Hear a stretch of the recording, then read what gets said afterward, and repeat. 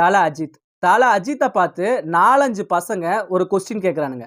அது என்ன கொஸ்டின்னா, அஜித், உங்கள பார்க்கறதுக்காக நாங்க எவ்வளவு கஷ்டப்படுறோம். பாலாபிஷேகம் பண்றோம். அப்பா, அம்மா, அஜித். அப்பா, அம்மாவுக்கு அடுத்தபடியா உங்கள நாங்க தலையில தூக்கி கொண்டாடுறோம். ஆனா நீங்க எங்களெல்லாம் கண்டுக்கிறதே இல்ல. அட்லீஸ்ட் ஒரு 2 வருஷம், 3 வருஷத்துக்கு ஒரு டைமாவது ஆடியோ லான்ச்சுக்காவது வரலாம்ல, அப்படின்னு அஜித் சார பார்த்து கேள்வி கேட்குறானுங்க.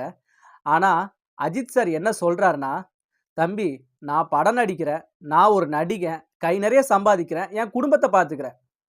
ஆனா உங்களுக்கு, நீங்க ஒரு நாள் ஃபுல்லா போய் கஷ்டப்பட்டா மட்டும் தான் உங்களுக்கு சம்பளம்.